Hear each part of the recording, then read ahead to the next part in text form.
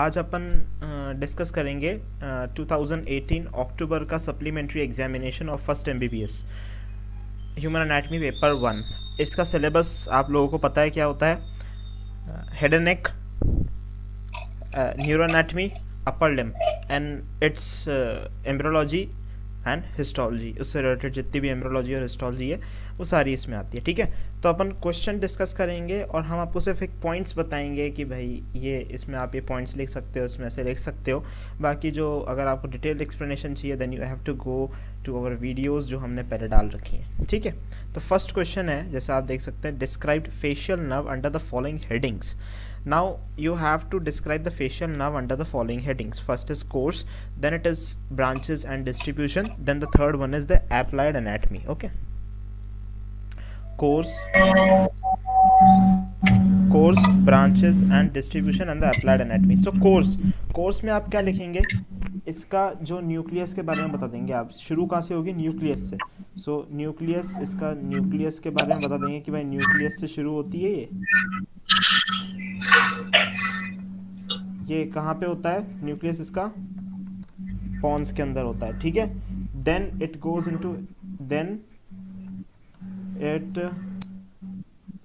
Into internal acoustic meatus. उसके बाद then it goes to into the middle ear cavity. ठीक है, then it goes into middle ear cavity, फिर उसके बाद then after exiting from the middle ear cavity it goes through stylomastoid foramen. ठीक है, it passes through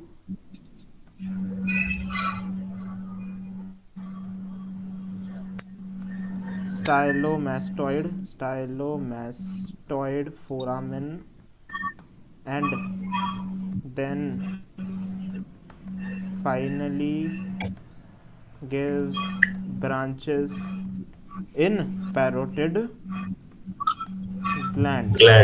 अब parotid gland में आपको पता है कौन कौन सी ब्रांचेस देती हैं? Temporal, zygomatic, buccal, marginal, mandibular and the cervical branches.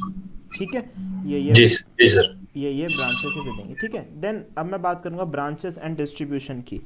तो ब्रांचेस में इसकी सबसे पहली ब्रांच है ग्रेटर पेट्रोसल नर्व। ठीक है, जैसे अपन देखेंगे इसकी ब्रांचेस के बारे में, तो आप ब्रांचेस में बता सकते हैं greater petrosal nerve, just a second, greater petrosal nerve. ठीक है, फिर बता सकते हैं आप नर्व टू स्टेपीडियस। ठीक है, फिर बता सकते हैं नर्व टू स्टेपीडियस, फिर बता सकते हैं कॉर्डा टिम्पैनी। ठीक है, फिर अपन बता सकते हैं कि इसकी ब्रांचेस, फिर वो branches in parotid gland, muscular branches, फिर लिखोगे आप ब्रांचेस इन पैरोटिड ग्लैंड।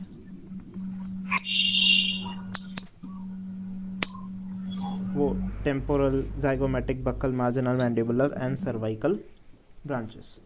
अब इसकी एप्लाइड एनाटमी की बात करते हैं। तो एप्लाइड एनाटमी में आप क्या बताएंगे? एप्लाइड एनाटमी में देखो, सबसे पहली चीज़ जो अपन बता सकते हैं एप्लाइड में सो होगी लोअर मोटर न्यूरॉन लीजन। ठीक है, लोअर मोटर न्यूरॉन लीजन, इसमें क्या होता है? एप्सिलेटरल फेशियल पैरालिसिस। ठीक है, एप्सिलेटरल फेशियल पैरालिसिस, इसका जो घर का नाम है वो है बेल्स पैल्सी। जैसे आप लोगों में से भी काफ़ी का घर का नाम चिंटू, मिंटू, पिंटू होगा, वैसे इसका घर का नाम है बेल्स पाल्सी। ठीक है, और सब लोग इसको जी सर। बेल्स पाल्सी के नाम से ही जानते हैं। अब वो बाहर के नाम बड़े होते हैं ना, तो घर के नाम बोलने के जी बाद सर। जी सर। दूसरा आप इसके अंदर जैसे according to level of injury, इसमें काफ़ी चीज़ें हो सकती हैं, Bell's palsy, loss of salivation, hyperacusis, और लॉस ऑफ लेक्राइमेशन भी हो सकता है। पर ये सारी चीज़ें इसमें अभी अपन एक तो ये बता सकते हैं बेल्स पाल्सी बता सकते हैं, और दूसरा अपन बता सकते हैं क्रोकोडाइल टीयर सिंड्रोम। ठीक है, क्रोकोडाइल टीयर सिंड्रोम। ठीक है, और जी sir. Upper motor neuron lesion भी बता सकते हैं सर। बिल्कुल sir, contralateral paralysis of lower half of face. बिल्कुल, अपर मोटर न्यूरॉन लीजन बता सकते हो आप, है ना। इसमें क्या होगा, contralateral contralateral paralysis of lower half half of face. ठीक है, मुखड़े का paralysis of lower half of face. ठीक है। अब मोटर न्यूरॉन इस वजह से हाँ, कॉन्ट्रालेटरल होगा। कॉन्ट्रालेटरल बिल्कुल। अगर आपको एक कैसे कॉन्ट्रालेटरल है, कैसे कैसे एप्सिलेटरल है, तो आप वो हमारा वीडियो जाके देख सकते हैं। ठीक है, फेशियल नर्व। कंसर्न वीडियो है फेशियल नर्व का, तो उसमें आपको पता पड़ जाएगा। ठीक है, and sir over to you. Second question is write short notes on a median nerve in hand. ठीक है सर। तो बिल्कुल। मीडियन नर्व है, तो सबसे पहले मैं बताता हूं आपको कि इसमें आप बताएंगे रूट वैल्यू। ठीक है सर, कोई भी नर्व होती है तो उसकी रूट वैल्यू होती है, ऐसे ही मीडियन नर्व है, इसकी रूट वैल्यू है पूरी ब्रेकियल प्लेक्सस की रूट वैल्यू, यानी कि C5 टू T1। T1। ठीक है सर। हम्म। अब रूट वैल्यू बताने के बाद आप बताएंगे इसका फॉर्मेशन कैसे हुआ। फॉर्मेशन, ठीक है सर। बिल्कुल सर। फॉर्मेशन में आप बता सकते हैं कि इसका फॉर्मेशन जो है वो ब्रेकियल प्लेक्सस से हुआ है, यानी कि ब्रेकियल प्लेक्सस से हुआ है, और इसकी दो रूट्स होती है sir, lateral root plus medial root. तो इन दोनों को मिला के अपनी मीडियन नर्व बनती है। लेटरल रूट की जो रूट वैल्यू होती है वो होती है C5, C6, C7, और मीडियल रूट की जो रूट वैल्यू होती है वो होती है C8 और T1। बिल्कुल तो सर। ये चीज आप इस वाले पॉइंट पे बताएंगे।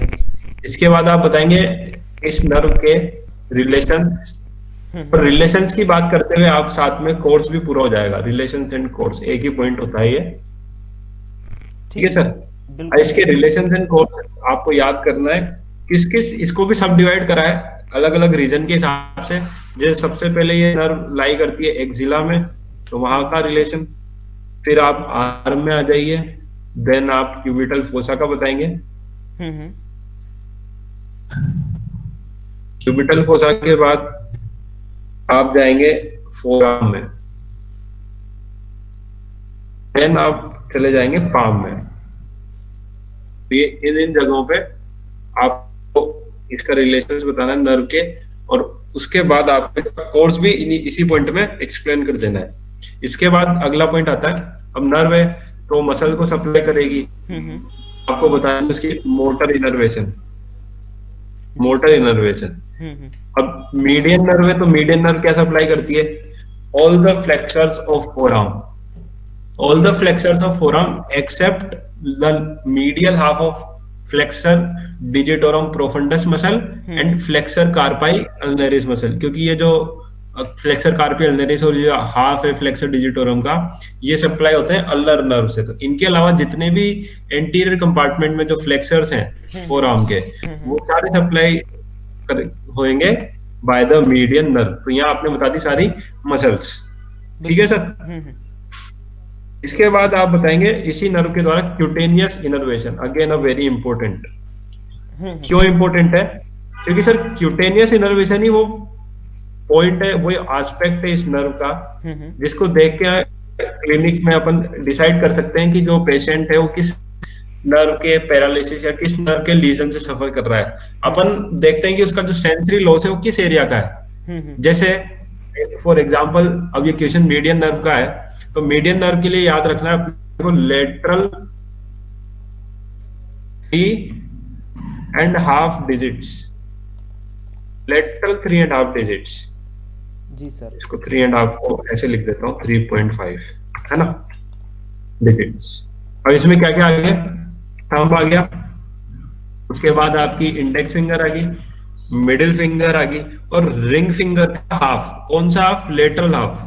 तो ये जितनी भी 3.5 डिजिट्स मैंने बताई, ये सारी सप्लाइड होती है, इनकी क्यूटेनियस सप्लाई जो है वो मीडियन नर्व द्वारा है, साथ ही इनके टिप्स भी, इनके जो नेल बेड यानी डॉर्सम ऑफ हैंड है, वहां पे आपको क्या मिलेगा, नेल्स मिलेंगे, नेल बेड मिलेगी। तो नेल्स का तो कोई सप्लाई होता नहीं है, नेल बेड की सप्लाई होती है, प्लस 3.5 डिजिट्स की फिंगर टिप्स। सर आपकी आवाज़ बीच में अटक गई है, तो थोड़ा सा आप नेल बेड से थोड़ा सा रिपीट कर देंगे? जी सर, जी सर। हाँ हाँ। मैं कह रहा था सर कि लेटरल 3.5 डिजिट्स के अलावा डोर्सम ऑफ हैंड की अगर मैं बात करूं, तो वहां पे आपको नेल बेड्स के साथ फिंगर टिप्स, इन्हीं कंसर्न 3.5 डिजिट्स की, ये भी आपको सप्लाइड बाय मीडियन नर्व मिलेगी। Okay sir. ठीक है सर। तो आगे अपन इसके क्लिनिकल में देखेंगे कि जब इन एरिया पे सेंसरी लॉस होगा, तो अपने को पता चल जाएगा कि जो कंसर्न लीजन है इस पेशेंट में, वो मीडियन नर्व से रिलेटेड है। ठीक है सर। तो हैंड में तो और भी नर्व हैं, तो बाकी नर्व से कैसे डिफरेंशिएट करें, इसके क्यूटेनियस इनर्वेशन को देख के।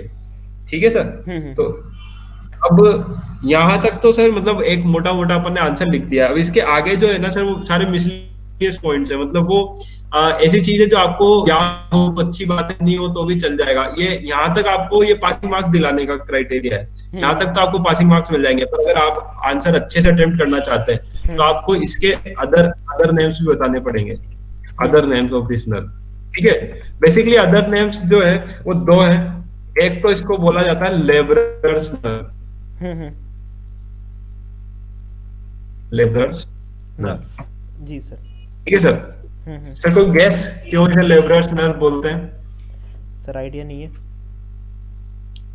अच्छा सर, इसको ऐसे समझते हैं कि अपन एक लेबर की बात कर रहे हैं, एक जो डेली वेज लेबरर होता है, हाँ, उसका हाँ। सर क्या काम हो सकता है? या तो वो उससे कोई वेट उठवाते हैं, हाँ बिल्कुल ईंटें सर। ऊपर चढ़ानी है, हाँ हाँ। या फिर सर उससे खुदाई करवाते हैं, डिगिंग। हाँ बिल्कुल तो सर।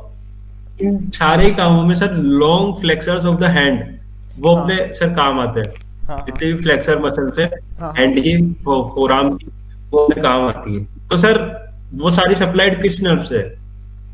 इसी से ही है सर, मीडियन से ही है। मीडियन नर्व से ही सप्लाइड, इसलिए इसे बोलते हैं लेबरर्स नर्व।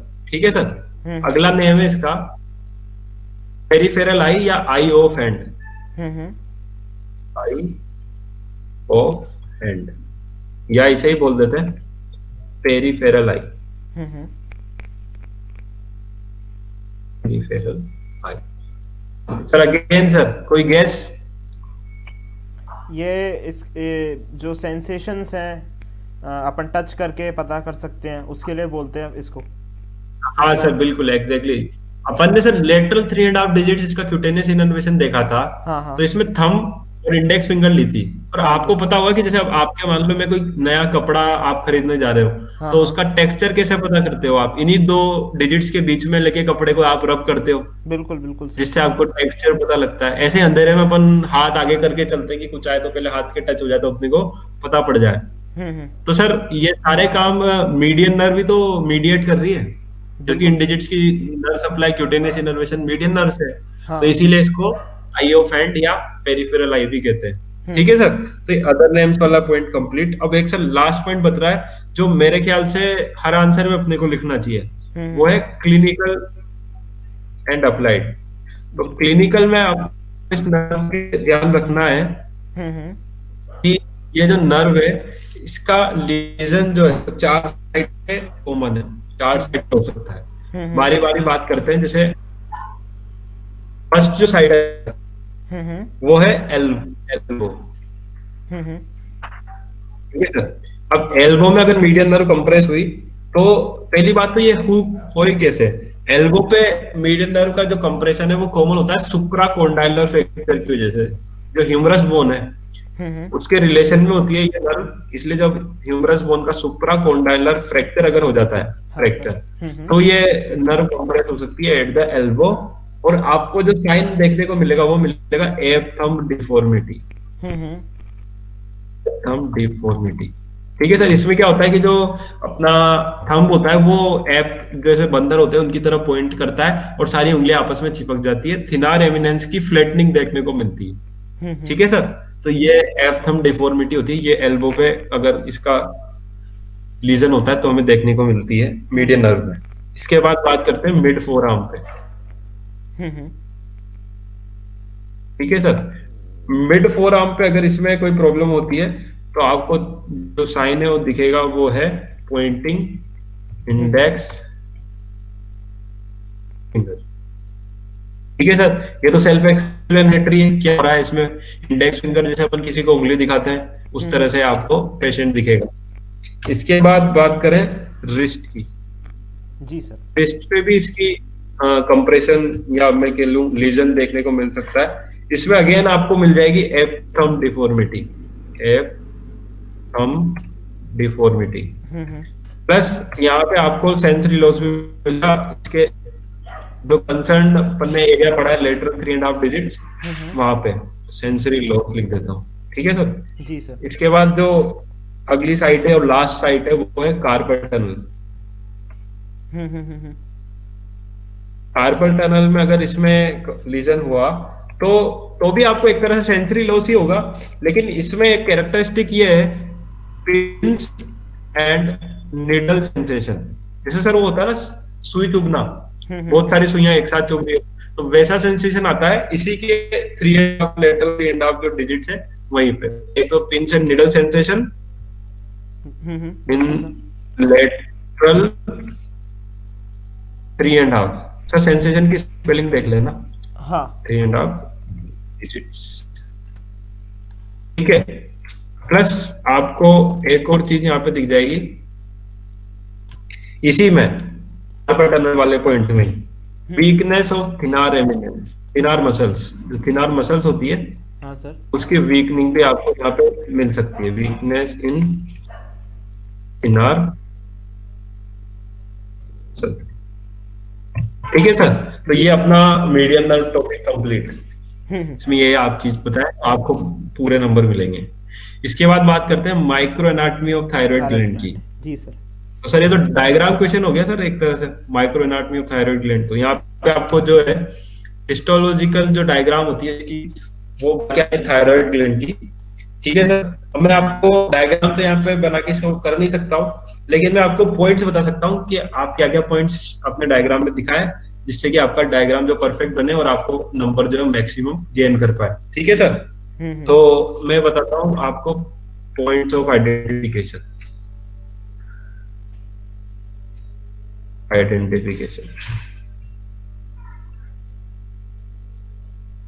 ठीक है सर, तो इसमें सबसे जो पहला पॉइंट वो ये है कि थायराइड ग्लैंड का डायग्राम आपको बनाना है तो उसमें आपको याद होगा थायराइड फॉलिकल्स। तो आपको थायराइड फॉलिकल्स बना के आने। ठीक है सर, गोले गोले थायराइड फॉलिकल्स, और इनकी जो बाउंड्री होगी, जो इनकी लाइनिंग होगी वो होगी क्यूबोइडल सेल से, क्यूबोइडल एपिथेलियम से। क्यूबोइडल एपिथेलियम आपको यहाँ पे बनानी है। फॉलिकल तो बना दिए, लेकिन इसके सेंटर में जो एम्प्टी जगह है, जो फॉलिकल ल्यूमन है, वहां पे आपको कर देना लाइट पिंक कलर। ठीक है सर, जी सर। पिंकिश कलर कर देना क्योंकि वहां पे भरा होता है एक कोलोइड। अच्छा सर फिजियोलॉजी से मैंने पता है वो कोलोइड क्या होता है, थायरोग्लोबुलिन। थायरोग्लोबुलिन क्या फंक्शन होता है तो सब फिजियोलॉजी वालों की है, अपने को इतना याद होना चाहिए। सर थोड़ा इसके बाद आवाज अटकी आपकी थायरोग्लोबुलिन बोलने के बाद। अच्छा हाँ सर। कोलोइड भरा रहता है, सर इसका नाम होता है थायरो। सर अभी भी अटक रही है सर, अटक रही है। एक सेकंड सर, मैं अगेन रिपीट कर देता हूँ। सर मैं यूं कह रहा हूँ कि जो फॉलिकल है, हाँ सर, उसके सेंटर में एम्प्टी स्पेस है जहां पे अपने को कर देना है पिंक कलर। ठीक है सर। जी सर। और पिंक कलर क्यों करेंगे, क्योंकि अपने को पता है वहां पे एक कोलोइड भरा होता है जिसका नाम होता है थायरोग्लोबुलिन। ठीक है, आप क्लियर है? हाँ सर, आप क्लियर है। ठीक है सर। अब अपन ने फॉलिकल्स की तो बात कर ली, इसके बाद बात करते हैं कि फॉलिकल्स के बीच में क्या मिलेगा। बीच में आपको मिलेगी पैराफोलिकुलर सेल्स, अच्छा। जी सर।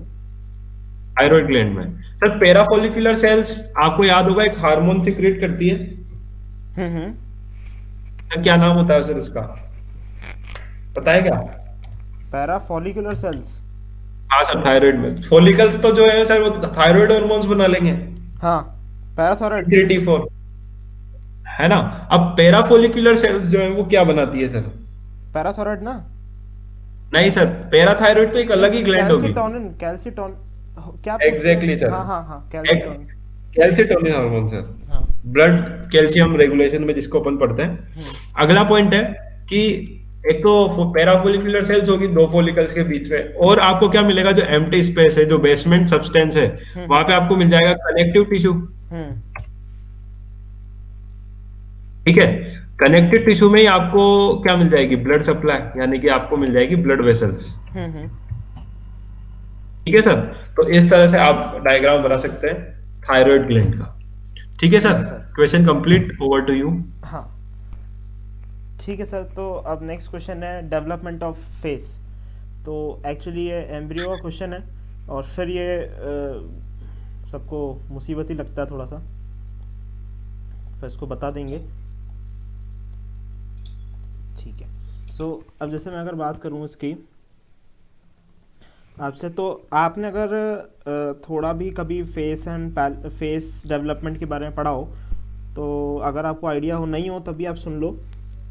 एक होता है फ्रंटोनेजल प्रोसेस, एक होता है मैंडिबुलर प्रोसेस, एक होता है मैक्सिलरी प्रोसेस। और फ्रंटोनेजल प्रोसेस पे दो नेजल प्लेकॉर्ड्स होते हैं। सही बोल रहा हूँ ना सर? बिल्कुल सर, बिल्कुल। तो frontonasal process, nasal placodes, mandibular process and maxillary process. तो डेवलपमेंट ऑफ फेस में अपन चार चीज़ें अपन को चाहिए। ठीक है। First is frontonasal. सर ये बंद कहाँ से होगा ये हाइलाइटर? सर वो ऊपर ऑप्शन होगा सर हाइलाइटर का। हाँ। सो ये है फ्रंटोनेजल, फ्रंटोनेजल प्रोसेस। एक तो ये प्रोसेस चाहिए, ठीक है। एक चाहिए नेजल प्लेकॉर्ड्स, चाहिए प्लेकॉर्ड्स, ठीक है। नेजल प्लेकॉर्ड्स जो बाद में नेजल पिट बन जाते हैं, तो नेजल पिट ही लिख लो आप लोग, है ना। फिर चाहिए अपन को मैंडिबुलर प्रोसेस, फिर अपन को चाहिए मैक्सिलरी प्रोसेस। ठीक है। तो अपन को ये सारी चीज़ें, ये चीज़ें चाहिए। अब क्या है कि जो अपने पास जो मैक्सिलरी प्रोसेस होता है, that goes and fuses with medial nasal process. Okay.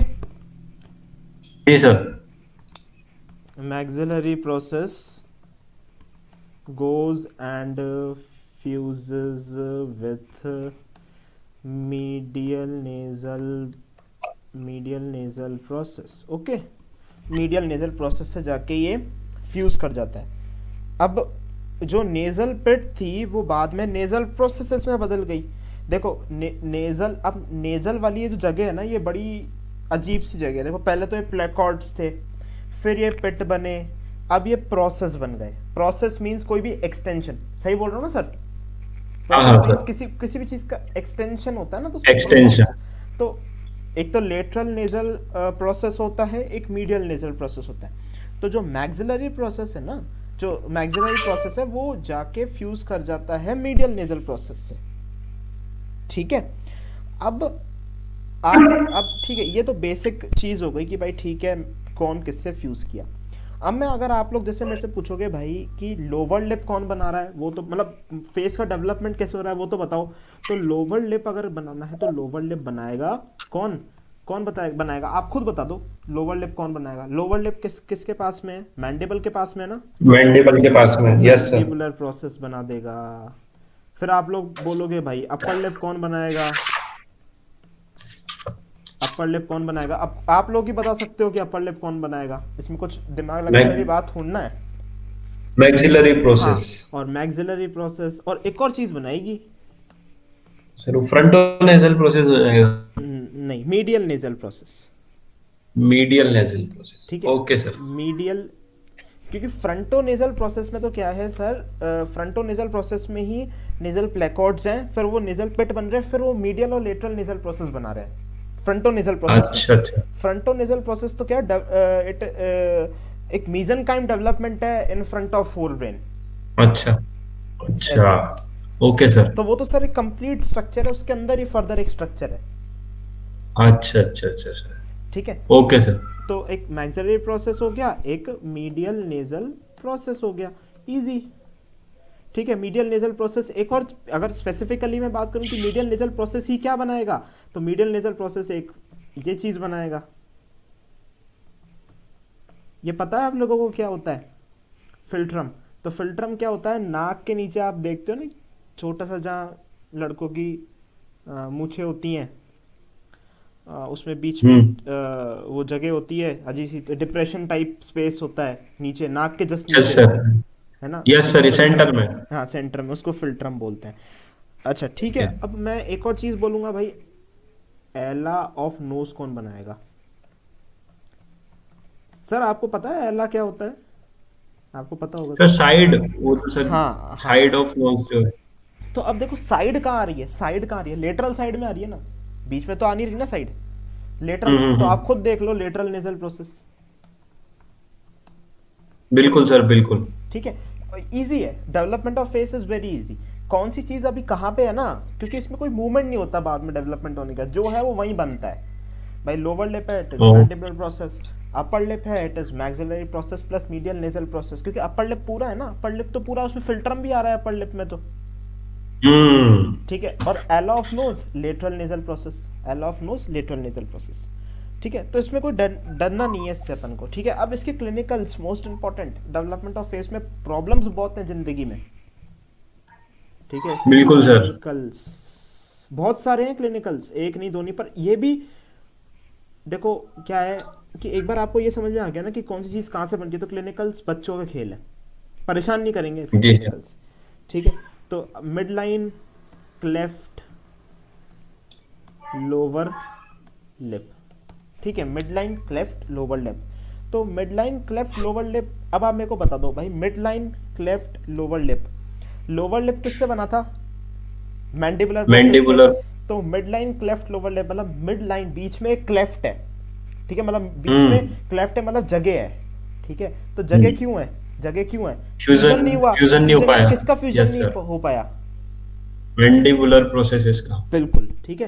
तो ये क्यों हुआ? It is due to non fusion of mandibular process, ठीक है। नेक्स्ट चीज़ें देखे जाएं, देखो ये बच्चों में ज़्यादातर देखने को मिलती हैं एबनॉर्मेलिटीज़, ये मैं ऐसे नहीं बोलूँगा बड़ों में नहीं मिलती, पर कुछ ना उसका ट्रीटमेंट हो जाता है बाद में, पर बच्चों में ज़्यादातर अगर आप लोग गूगल इमेजेस भी देखोगे तो वो बच्चों में ज़्यादा मिलेंगी, क्योंकि बाद में शायद ट्रीटमेंट करा लेते होंगे या कुछ हो जाता होगा। यस सर, सर्जरी करवा लेते हैं सर। सर्जरी करा लेते हैं। अब mid line cleft upper lip बहुत ईजी है, मिड लाइन जैसे लोअर लिप है तो mid line cleft upper lip भी होगा, ठीक है। अपर लिप तो आप बताओ, अब अपर लिप किससे बना था? मैक्सिलरी और मीडियल नेजल से। हाँ, तो पर अब फ्यूजन, अब देखो जब मीडियल नेजल प्रोसेस है अपने पास, तो फ्यूजन किसका नहीं हुआ होगा? मीडियल नेजल प्रोसेस का नहीं हुआ होगा ना, क्योंकि maxillary process goes and fuses with side the से मीडियल नेजल प्रोसेस। बिल्कुल सर बिल्कुल, ठीक है। मिड लाइन की बात कर रहे हैं तो अपन मीडियल नेजल हाँ, प्रोसेस तो बोलेंगे। It is due to non fusion of medial nasal process. Sir easy है ना? ठीक, बिल्कुल सर। हाँ, अब एक और देख लेते हैं बीमारी। देखो बीमारी है, ठीक है, ट्रीटमेंट आप ही को करना है, फ्यूचर डॉक्टर्स हैं आप। Unilateral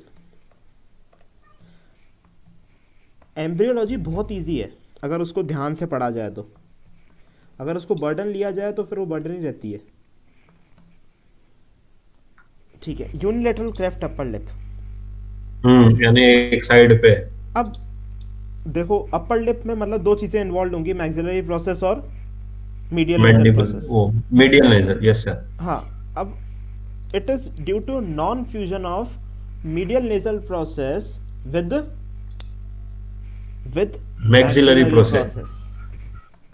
non fusion of medial nasal process with maxillary process. Easy. Next देख लो। Yes sir. नेक्स्ट क्या है? Bilateral cleft upper lip.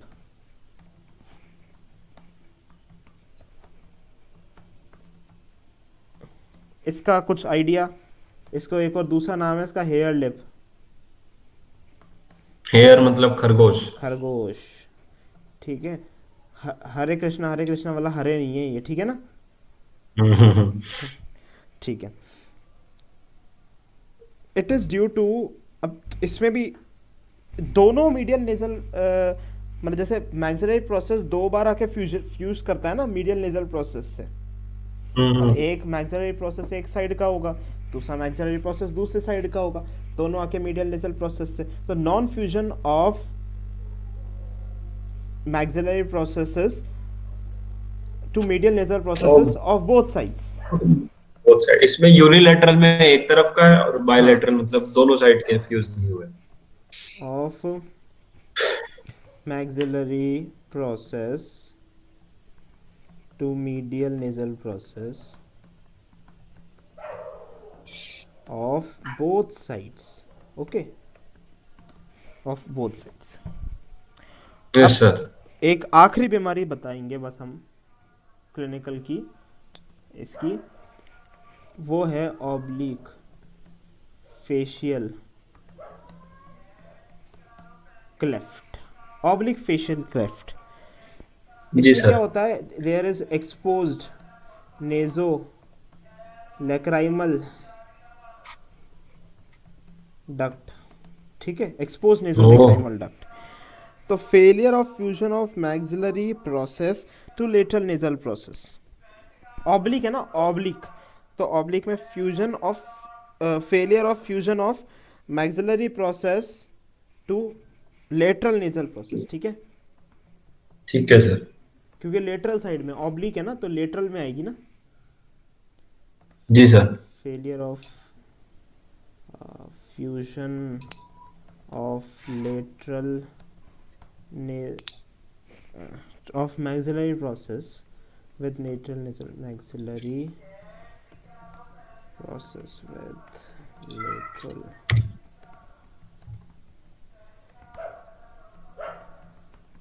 ठीक है सर। सर ये बुलेट्स ऐड कर दिए। हाँ, थैंक यू सर। चलो, अब हर बार किसी ना किसी ब्रेंकियल का डेरिवेटिव मिल ही जाता है सर। इस बार फर्स्ट का पूछ लिया। काफी बार पूरे सबके पूछ लेते हैं,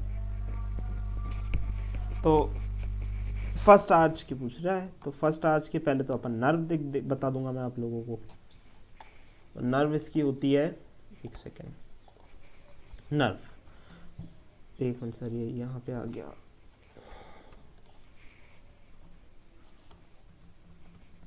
ओके, ठीक है। तो नर्व, तो नर्व कौन सी रहेगी इसकी? इसकी रहेगी मैंडिबुलर नर्व।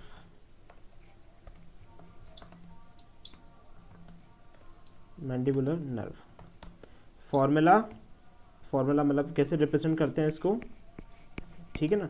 इसको V3 मत बोला करो, काफी लोग मैंने V3 बोलते हैं, ऐसा सुना है। तो सर आपने भी सुना होगा। यस सर, लिखने में V3 बोलते हैं।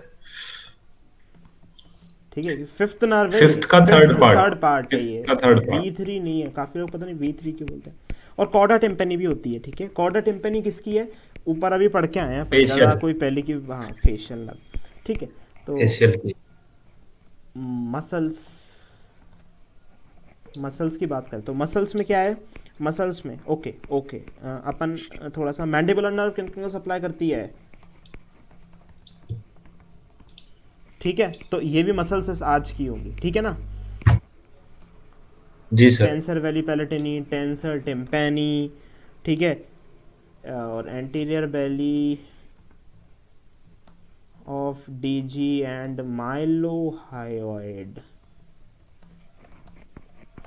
ठीक है, अब बात जी करता हूँ सर। मैं आपसे कार्टिलेजेस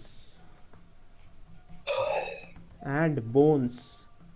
तो देखो मैंडिबुलर नर्व है तो मैंडिबल तो डाल ही देना बोन के नाम पे, ठीक है।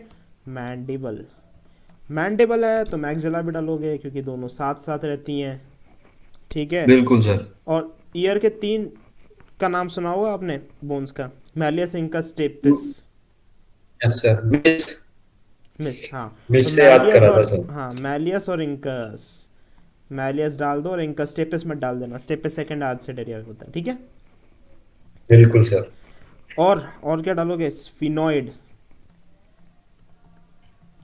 जाइगोमेटिक, टेम्पो, जाइगोमेटिक, ठीक है, जाइगोमेटिक, ठीक है। ये सारी चीज़ें। इसकी आर्टरी, आर्टरी भी बहुत ईजी है इसकी बोलना। आर्टरी, आर्टरी क्या है इसकी, मैक्सिलरी आर्टरी, बस। हम्म।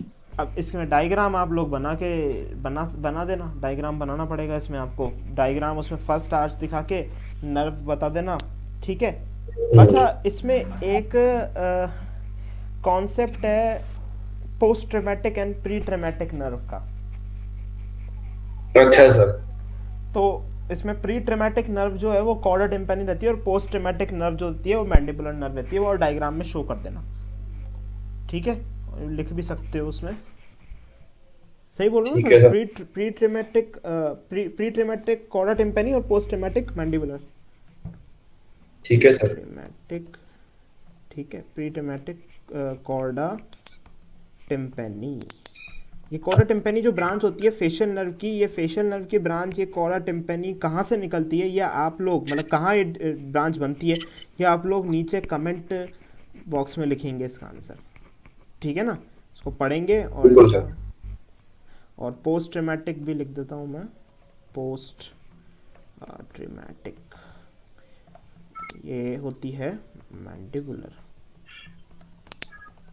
ठीक है। ठीक है सर, ओवर टू यू। ठीक है sir. Again sir the next question is short note. सबसे पहला टॉपिक दिया है सर इसने ओटिक गैंग्लियन। तो सर ओटिक गैंग्लियन जो है वो, एक सेकंड सर इसे अगले पेज से बताऊं। ठीक है। तो सर ओटिक गैंग्लियन जो है वो one of the 4 parasympathetic ganglions present in head and neck region, उसका पार्ट है, ठीक है सर। तो सबसे पहले अपन शुरू करेंगे इसको इंट्रोडक्शन से। जी सर। जैसे सर कॉलेज में enter होने से पहले इंट्रो होता है, बिल्कुल। तो ऐसे ही इस क्वेश्चन में भी सर अपन इंट्रोडक्शन देंगे। इंट्रोडक्शन में आप बताएंगे कि एक कोई पैरासिम्पैथेटिक, इंट्रोडक्शन मतलब इसका ओटिक गैंग्लियन का है, वो मतलब क्या जाना पेपर में। तो वो तो सर अलग ही है सर, वो उसमें तो फुल नंबर दे देगा एग्जामिनर अगर लिख दिया तो। हाँ, उसका भी फॉर्मेट है प्रॉपर, ऐसे नहीं चलता उसमें भी।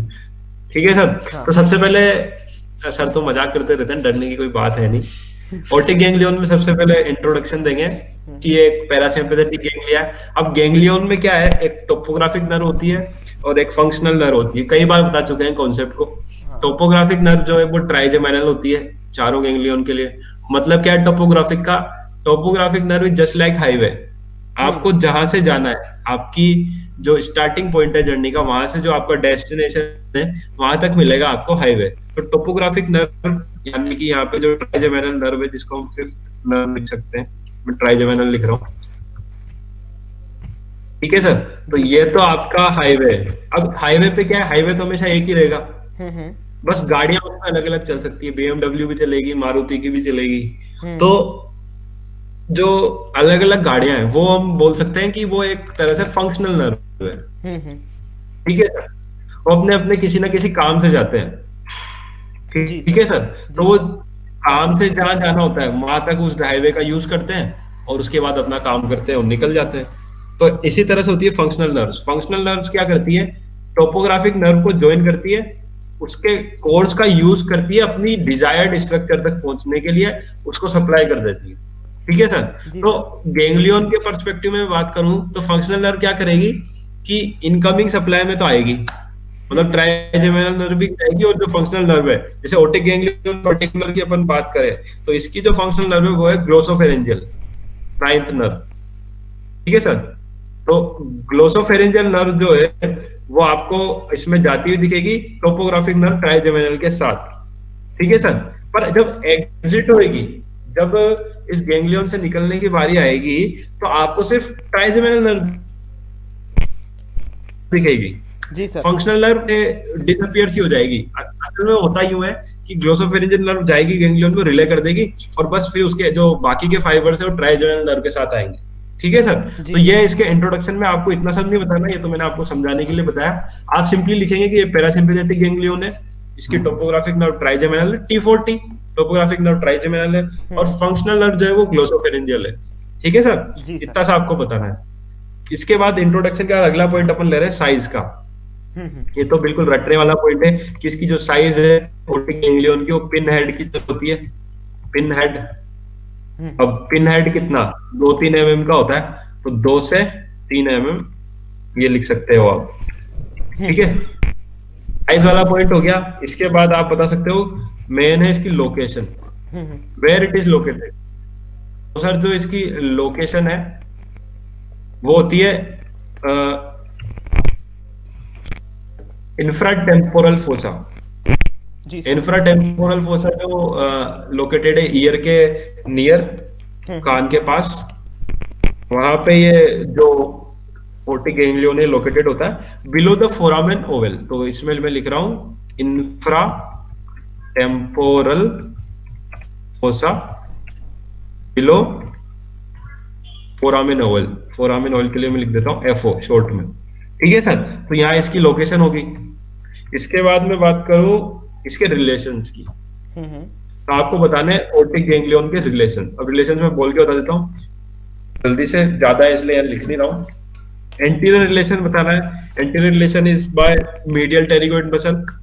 जी sir. The posterior relation is by middle meningeal artery. The lateral relation is by mandibular nerve, mandibular जिसको सब V3 बोलते रहते हैं। और जो सर मीडियल रिलेशन है ये होता है एक मसल जो कि मैंडिबुलर से सप्लाइड है, टेंसर वेली पैलेटिनी। जी सर। ठीक है सर, वो मसल। और एक बच गया इसका रूफ। तो roof below the foramen Oval, ये पूरा गैंग्लियन प्रेजेंट है तो इसकी रूफ क्या होगी, यही होगी। तो फोरामेन ओवल इसका जो रूफ बनाता है। ठीक है सर। ऐसे करके आपने बता दिया इसके रिलेशन। अब साथ में एक सुंदर सा डायग्राम और बनाना होगा आपको इस गैंग्लियन का। अब डायग्राम में क्या दिखाओगे, इसकी जो इनकमिंग सप्लाई यानी ट्राइजेमिनल नर्व है और ये ग्लोसोफेरेंजियल नर्व है ये बतानी है, और इसके बाद आपको बतानी है ब्रांचेस की कहां से ये जो नर्व जा रही है और किस किस स्ट्रक्चर्स को ये सप्लाई कर रही है। ठीक है सर। जो इनकमिंग सप्लाई है उसका भी आप एक अलग से पॉइंट बताएंगे जिसको बोलेंगे आप रूट, रूट्स। ठीक है सर। तो रूट्स का मतलब होता है इनकमिंग सप्लाई। तो ये क्या क्या हो जाएगी, इसकी ट्राइजेमिनल नर्व हो जाएगी और ग्लोसोफेरेंजियल नर्व हो जाएगी। तो इनके बारे में थोड़ा सा आप एक्सप्लेन कीजिएगा। बाद आप बता सकते हैं इसकी ब्रांचेस के बारे में, ब्रांचेस कि कहाँ कहाँ ये जो है वो सप्लाई करेगी। तो ब्रांचेस सीधी सी बात है, जितनी भी इसकी जाएगी आगे से सेंसरी, सीक्रेटोमोटर, वेजोमोटर, वो कैरोटिड को, कैरोटिड ग्लैंड को। ठीक है सर। जी सर। पैरोटिड को ही क्यों जाएगी, क्योंकि द ओटिक गैंग्लियन, एक लाइन सुनना sir, the otic ganglion is the parasympathetic ganglion in the head and neck region and it is reserved exclusively for the parotid gland. Otic ganglion होता ही parotid gland के लिए है। तो जितना भी sir ये काम करेगा अपनी ब्रांचेस को सप्लाई करके, वो सारा पैरोटिड ग्लैंड के लिए करेगा। ठीक है सर। जी सर। ये क्वेश्चन तो अपने शॉर्ट में शॉर्ट नोट को कंप्लीट कर दिया। इसके बाद बात करते हैं नेजोलेक्राइमल अपैरेटस की। जी सर। ठीक है सर। तो नेजोलेक्राइमल अपैरेटस क्या है, बहुत सारे पॉइंट्स को जोड़ के बना एक टॉपिक है। मतलब इसमें आपको जितना भी इसके पार्ट्स बता दो। सबसे पहले भाई अपैरेटस है, तो अपैरेटस के अपने अपने डिफरेंट डिफरेंट पार्ट्स होंगे, तो उन पार्ट्स के बारे में आपको बताना है सबसे पहले। तो फर्स्ट पॉइंट हो गया कंपोनेंट्स का। जी सर। कंपोनेंट्स के लो या पार्ट्स के लो। ठीक है सर। सबसे पहले तो आप ये बता देंगे पार्ट्स। अब पार्ट्स क्या क्या होंगे नेजोलेक्राइमल में, इसमें दो में इसको डिवाइड किया हुआ है सर, कंपोनेंट या पार्ट को। एक आप बताएंगे ऑर्बिटल पार्ट। जी सर। ठीक है सर। तो ऑर्बिटल पार्ट क्या, medial surface of frontal process of zygomatic bone, मतलब ऑर्बिट से रिलेटेड जो पार्ट है, ऑर्बिट आई की जो ऑर्बिट है वहां पे जो पार्ट है वो है इसका ऑर्बिटल पार्ट। तो ये क्या हो जाएगी, medial surface of frontal process of zygomatic bone, तो ये हो गया ऑर्बिटल पार्ट। इसी की तरह नेसोलेक्राइमल अपरेटस के जो दूसरा पार्ट है वो होगा पाल्पेब्रल पार्ट। पाल्पेब्रा यानी आईलिड, जी सर। तो पाल्पेब्रल पार्ट इसका सेकंड पार्ट हो जाएगा। तो ये इसमें क्या होगा, ये फ्लैट होता है और जो लिवेटर पाल्पेब्री सुपियोरिस मसल होती है उसके बिलो सिचुएटेड होता है। ठीक है सर। तो ये हो गया इसका पाल्पेब्रल पार्ट। दो पार्ट में डिवाइडेड था, दोनों अपन ने बता दिया, ऑर्बिटल पार्ट और पाल्पेब्रल पार्ट।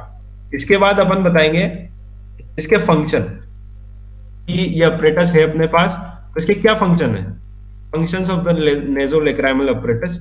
और इसको याद करने के लिए एक बहुत प्यारा सा निमोनी के जो सर ने मुझे याद कराया था वो है टीयर्स। बिल्कुल। नेसोलेक्राइमल अपरेटस है तो टीयर सिक्रेट करेगा, ये तो अपने को पता है, पर इसके जो फंक्शंस है वो भी टीयर्स में ही सारे छुपे हुए हैं। तो सबसे पहले टीयर्स का टी अपन देखेंगे कि टीयर्स में जो टी है, टी स्टैंड्स फॉर ट्रांसपेरेंसी, यानी कि ये जो ऑपरेटस है ये मेंटेन करता है ट्रांसपेरेंसी को। ठीक है सर, तो मेंटेन्स ट्रांसपेरेंसी। इसके बाद जो ई है, E is used to express emotions. जी सर। एक्सप्रेस इमोशंस, जो अपन रोते हैं अपने इमोशंस को बताते हैं कि अब स्थिति मेरे कंट्रोल से बाहर हो चुकी है, तो ये एक्सप्रेशन ऑफ इमोशंस। ठीक है सर, एक्सप्रेस इमोशंस। इसके बाद a is it act as bactericidal, act as, bacteria की ग्रोथ नहीं होने देता क्योंकि इसमें जो लैक्टिक एसिड वगैरह होता है टीयर में वो ग्रो नहीं करने देता बैक्टीरिया को आसानी से, तो इट एक्ट एज बैक्टीरियासिडल। बिल्कुल। ठीक है सर। इसके बाद R, R here stands for renders nourishment, यानी कि ये कॉर्निया जो होती है उसको नरिशमेंट देता है। Renders nourishment to cornea, nourishment to cornea. Cornea के ऊपर ही तो फ्लो होते हैं टीयर्स, तो उसी लेयर को ये नरिश करते हैं। ठीक है सर। इसके बाद एक एस बच गया, S here stands for keeping the surface moist, surface को मोइस्ट रखता है, तो कीप्स सरफेस मोइस्ट। ठीक है सर। बिल्कुल सर। तो ये तो फंक्शंस बता दिए अपन ने। इसके बाद मैं बात करना चाहूंगा अगले पॉइंट की, जो कि है कंजक्टाइवा। अब मतलब अपन ने इसके कंपोनेंट्स बता दिए, अपन ने इसके फंक्शंस बता दिए। अब आप इसमें थोड़े से और पॉइंट जो बच गए हैं, यानी कि इसमें आपको थोड़ा सा कंजक्टाइवा के बारे में बताना पड़ेगा। कंजक्टाइवा जो एपिथेलियम होती है कॉर्निया के ऊपर, तो it is a transparent mucous membrane covering sclera lining of surface of eyelid. जो inner lining of surface of eyelid है वो, और जो स्क्लेरा है आगे की तरफ, उसको जो लेयर कवर करके रखती है म्यूकस मेम्ब्रेन, जो है ट्रांसपेरेंट होती है, ध्यान रखना कंजक्टाइवा। तो इसके बारे में आप बता सकते हैं। इसके अलावा आप बताएंगे एक और चीज, लेक्राइमल सैक, लेक्राइमल सैक, क्या आप बता सकते हैं?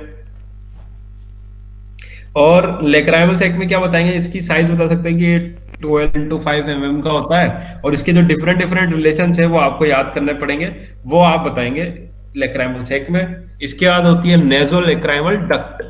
सैक का, सैक से निकली डक्ट, तो उसका नाम है नेजोलेक्राइमल डक्ट। ठीक है सर। ये 18 मिलीमीटर लॉन्ग होती है डक्ट। अब ये स्टार्ट कहां से होगी, लेक्राइमल सैक से, और कहां पे एंड होगी या कहां पे ओपन होगी, open in inferior meatus of nose, lower and पे इसके वॉल भी पाया जाता है जिसको बोलते हैं वॉल्व ऑफ हेंसनर। तो ये जो इंफीरियर मिएटस होता है नोज में, वहां पे जाके ओपन होती है, और वॉल्व होता है इसमें ओपनिंग पे, वो होता है वॉल्व ऑफ हेंसनर। तो ये आपको पॉइंट है जो इसमें बता देना है। इसके बाद अब ऑपरेटर से तो इसकी कुछ ना कुछ सर ब्लड सप्लाई भी होती होगी। बिल्कुल सर। तो अपन को इसकी ब्लड सप्लाई के बारे में बता देना है। ब्लड सप्लाई, हम्म। तो ब्लड सप्लाई जो है वो होती है lacrimal branch of ophthalmic artery. Lacrimal branch of ophthalmic artery. Of ophthalmic artery, ठीक है सर। जी इसके सर। बाद मैं बात करता हूँ नर्व सप्लाई की। नर्व सप्लाई की, तो नर्व सप्लाई जो है सर वो है, एक तो सेंसरी सप्लाई होगी जो कि ट्राइजेमिनल नर्व है, क्योंकि है तो ये फेस पे ही ना, तो हम्म। फेस की सेंसरी सप्लाई किससे होगी? ट्राइजेमिनल से। तो बिल्कुल। ट्राइजेमिनल नर्व एक तो इसकी सेंसरी सप्लाई में, एक इसमें सिक्रिटोमोटर फाइबर्स भी आते हैं, क्योंकि ये एक ग्लैंड है इसमें, लेक्राइमल ग्लैंड। तो सिक्रिटोमोटर फाइबर्स आएंगे जो कि इसे सप्लाई करेंगे, पैरासिम्पैथेटिक होते हैं सिक्रिटोमोटर फाइबर्स, तो हम्म। वो भी इसे सप्लाई करने आते हैं। ठीक है सर। तो ब्लड सप्लाई, नर्व सप्लाई। अब अपन बात कर लेते हैं इस apparatus की अप्लाइड एनाटॉमी। बिल्कुल सर। अप्लाइड में आप डिफरेंट पॉइंट्स बता सकते हैं, मैं एक्सप्लेन नहीं कर रहा हूँ, मैं सिर्फ पॉइंट बता रहा हूँ आपको कि ये आप लिखेंगे। एक लिखना है आपको डेक्रो एडिनाइटिस। हम्म। एडिनाइटिस। एक आपको लिख सकते हैं डेक्रोसिस्टेक्टोमी। डेक्रोसिस्टेक्टोमी, ठीक है। और एक लास्ट पॉइंट लिख सकते हैं आप एपिफोरा। ये जाके देखिएगा, ये पॉइंट है जो अप्लाइड एनाटॉमी ऑफ नेजोलेक्राइमल apparatus में आप लिख सकते हैं। ठीक है सर। बिल्कुल sir. Okay sir, over to you. Okay sir, thank you. तो अब अपन ना अगला जो क्वेश्चन है वो है describe shoulder joint under following headings. ठीक है, type of joint and movements. देखो अपर लिम्ब में जो जॉइंट्स की अगर मैं इम्पोर्टेंस की बात करूं तो दो जॉइंट्स हैं जो बहुत ज़्यादा आते हैं मेरे हिसाब से, शोल्डर और स्टर्नोक्लेविकुलर। क्यों सर, सही बोल रहा हूँ क्या? बिल्कुल सर, बिल्कुल। हाँ, तो ये दो जॉइंट्स हैं जो पढ़ने ही पढ़ने हैं। ये तो जो स्पेशली शोल्डर, वो तो पढ़ना ही है, वो तो आएगा ही आएगा, हाँ, उसका तो उसका कोई वो ही है ही भले वो नहीं। दूसरा आए चाहे ना आए उसका कुछ कह नहीं सकते, पर शोल्डर जॉइंट तो मतलब डायरेक्ट चाहे इनडायरेक्ट कैसे ना कैसे मिल ही जाएगा। हाँ, अब ये टाइप ऑफ जॉइंट पूछ रहा है। अब टाइप ऑफ जॉइंट देखो कैसे बताओगे। एक तो स्ट्रक्चरल होता है ना, एक फंक्शनल क्लासिफिकेशन है। तो स्ट्रक्चरल क्लासिफिकेशन के हिसाब से बता देंगे। देन तो ये तो है सिंपल। देखो मैं बता देता हूँ। अगर स्ट्रक्चरल क्लासिफिकेशन के हिसाब से देखें तो ये है सिंपल, बॉल एंड सॉकेट। ठीक है, socket, multi axial, synovial joint. ठीक है, और अगर मैं इसके फंक्शनल क्लासिफिकेशन की बात करूं तो सर कुछ आइडिया आपको क्या होगा फंक्शनल में? सर आप बताएं। डायआर्थ्रोसिस। आर्थ्रोसिस। ठीक है, सो ये तो टाइप ऑफ जॉइंट हो गया। अब मूवमेंट्स कौन कौन से होते हैं वो मैं आपको इसमें पॉसिबल मूवमेंट्स एंड रेंज में एक साथ ही बता देता हूँ, है ना। जी सर। बार बार लिखने से मतलब नहीं है। ठीक है, पॉसिबल मूवमेंट्स कौन से होते हैं? फ्लेक्शन, पॉसिबल मूवमेंट्स है फ्लेक्शन, एक सेकेंड, फ्लेक्शन, फिर है अपना, अगर अपन बात करें तो एक्सटेंशन,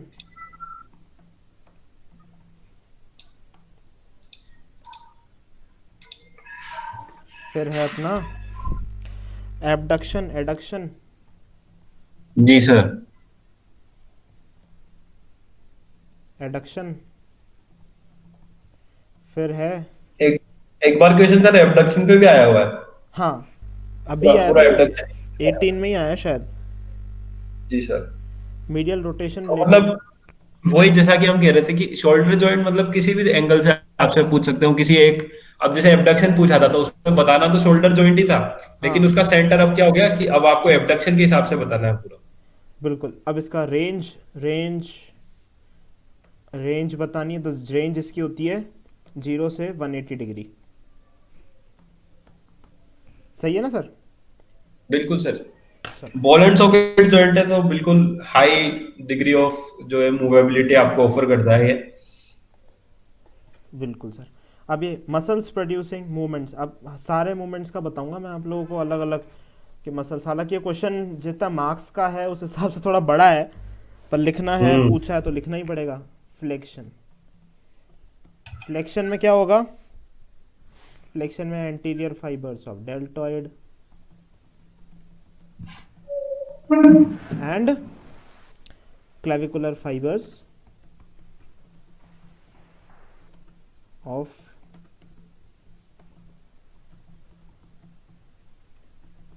ठीक है pectoralis major, clavicular fibres of pectoralis major. Flexion, then comes extension. Extension बताओ, एक्सटेंशन का कुछ idea? Posterior fibres of deltoid and latissimus dorsal. Then comes abduction. Abduction में कौन कौन सी मसल्स इन्वॉल्व होंगी? एक तो सुप्रास्पाइनेटस, सुप्रास्पाइनेटस, दूसरी middle fibres of deltoid,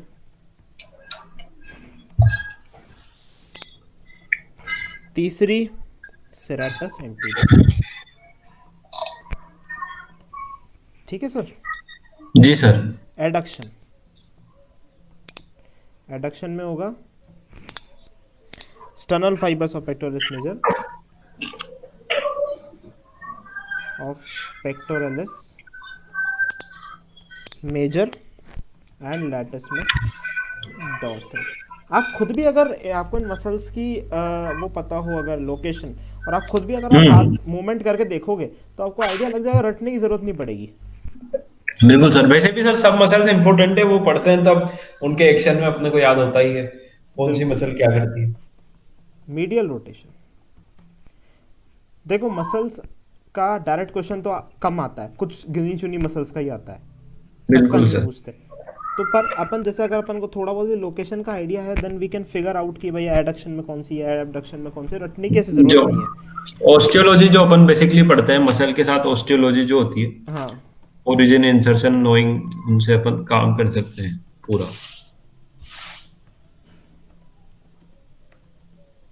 lady soldier between two measures, ठीक है। तो लेडी से लैटिस्मस डॉर्सी,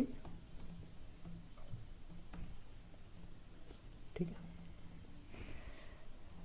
सबस्कैपुलारिस, ठीक है। टू मेजर्स में कौन कौन सी आएगी? पेक्टोरलिस मेजर, पेक्ट मेजर और टीरिस मेजर, और एक और आएगी एंटीरियर फाइबर्स ऑफ डेल्टॉइड, ठीक है। लेटरल रोटेशन, लेटरल रोटेशन में क्या लिखोगे? लेटरल रोटेशन का निमोनिक है टिप, इसमें आ जाएगी टीरिस माइनर, आई से infraspinatus and posterior fibres of deltoid, ठीक है सर। तो यही था ना बस क्वेश्चन, हो गया ना? और कुछ? बिल्कुल बिल्कुल सर, सी पार्ट था, हाँ सी तक हो गया। ठीक है सर, ओवर ठीक है सर, ओके। ठीक है सर। तो the next question is draw and label diagrams. अब इसमें आ गया transfer section of medulla at pyramidal decussation. अब सर ये जो क्वेश्चन है ना, ड्रॉ एंड लेबल डायग्राम, ये है टाइम बचाने का क्वेश्चन। इसमें आपको कुछ भी बकवास या कुछ भी काम का दोनों ही चीजें नहीं लिखनी है, सिर्फ आपको चुपचाप से डायग्राम ड्रॉ करना है, लेबल करना है और आ जाना है, पूरे नंबर देंगे। ठीक है सर।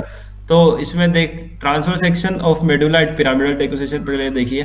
तो इसमें आपको ये मेडुला का कट सेक्शन जो है ट्रांसफर सेक्शन बनाना है, और इसमें आप दिखाएंगे inferior cerebral peduncle, olive, pyramid, ठीक है।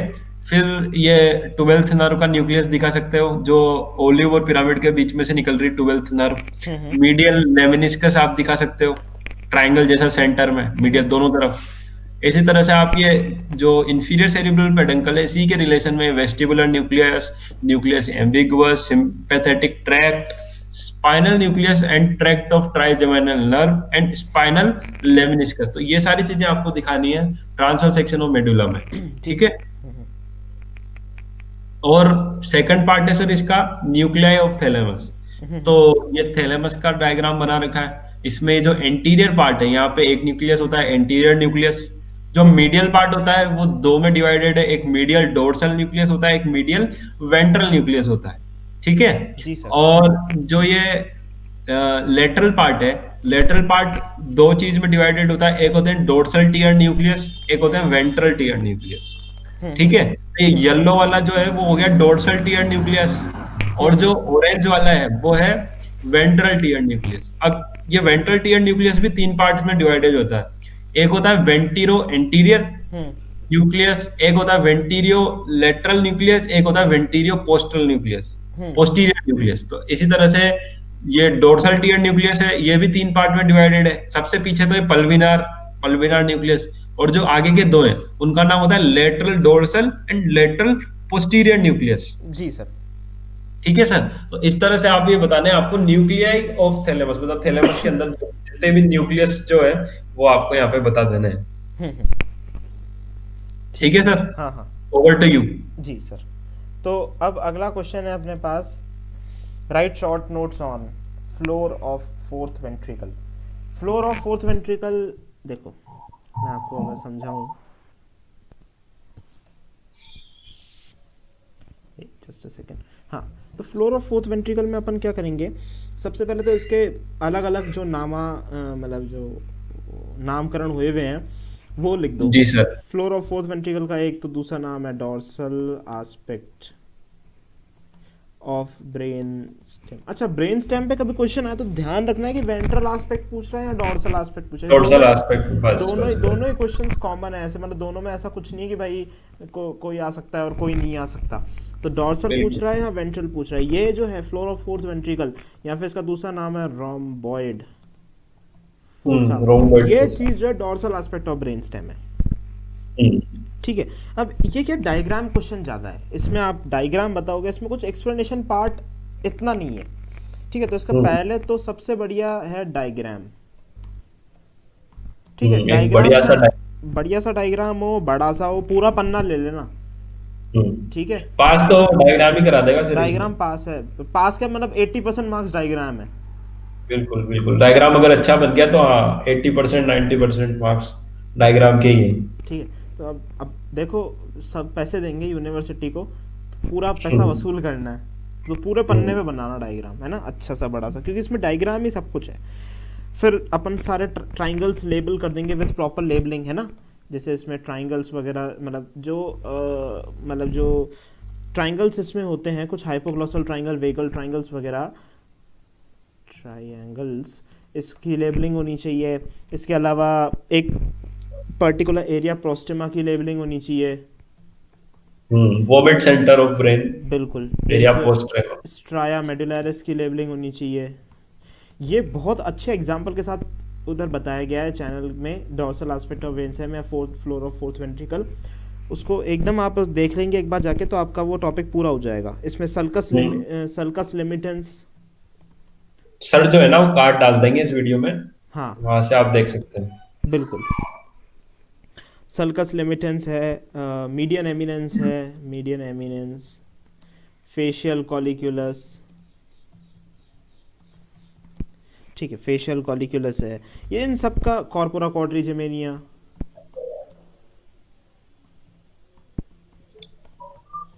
इन सब की लेबलिंग होनी चाहिए, उसमें प्रॉपर लेबलिंग होनी चाहिए। पेडंकल्स की भी होनी चाहिए। ठीक है। और कलर यूज करना सबके लिए अलग अलग, ताकि अलग से दिखे पूरा डायग्राम। बिल्कुल। और एक कैरेक्टरिस्टिक जो नर्व इसमें से जो पास करती है, वो सर आपको पता है कौन सी है? सर रोम्बॉइड फोसा में से, हाँ, फोर्थ नर्व। ठीक है। फोर्थ तो नर्व, इनका पूरा वो आपको बताना है।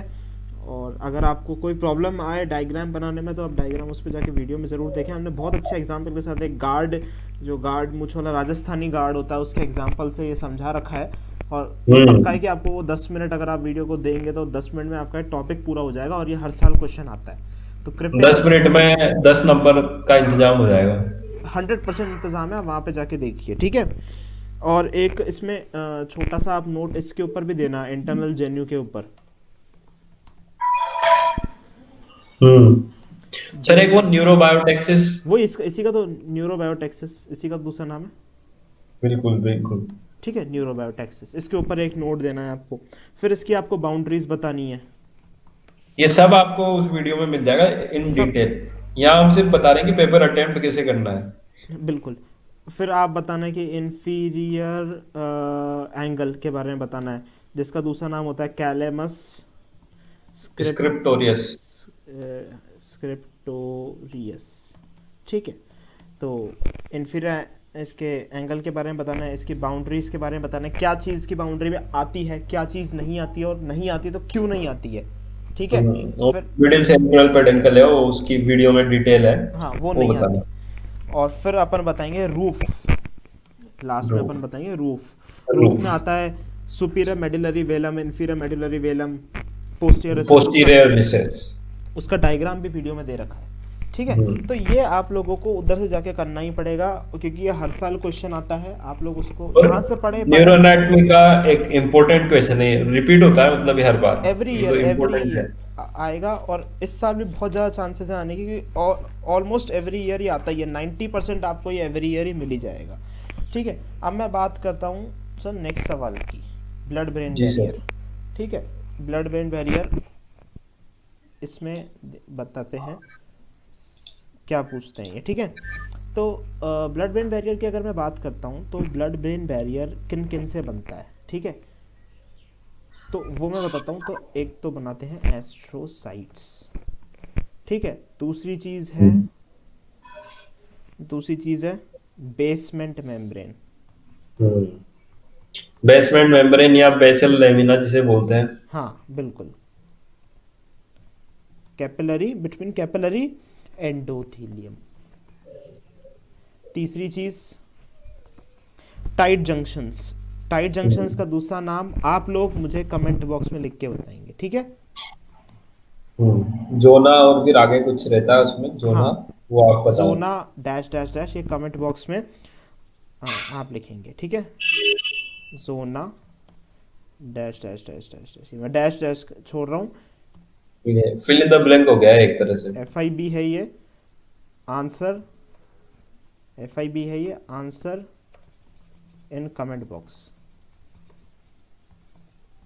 ठीक है, तो ये जो जोना, मतलब ये जो टाइट जंक्शंस हैं या जोना डैश डैश डैश है, they are the true blood brain barrier. तो इसमें जान ही लेना आप क्या होता है। ठीक है ना, कई बार क्या है, वन लाइनर भी आ जाता है कि ट्रू ब्लड ब्रेन बैरियर बताओ, उसमें 4 ऑप्शन मिलेंगे, 4 में से ये भी मिल जाएंगे आपको, टाइट जंक्शन भी मिल जाएगा, एस्ट्रोसाइट भी मिल जाएगा, बेसमेंट मेम्ब्रेन भी मिल जाएगी, तो उसमें से फिर एक ही चूज करना होता है।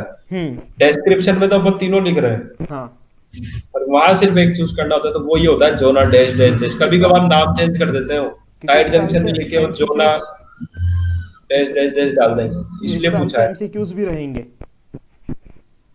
बिल्कुल सर। अब areas devoid of BBB, blood brain barrier. ठीक है, ये बिग बॉस नहीं है। ठीक है ना, BB बिग बॉस नहीं है।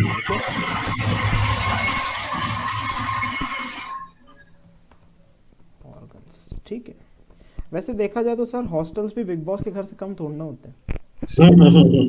बिल्कुल सर, रहना कोई आसान नहीं है वहां पे। रहना नहीं, बाकी निकल सकते हो आप जब चाहो, आपकी इच्छा। रह नहीं सकते। Area area postrema. जी सर। ठीक है, दूसरा होता है इसमें मीडियन एमिनेंस।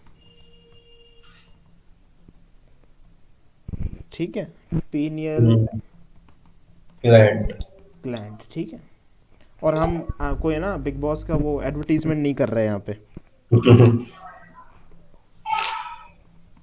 ठीक है, neuro hypophysis. Subfornical organ. And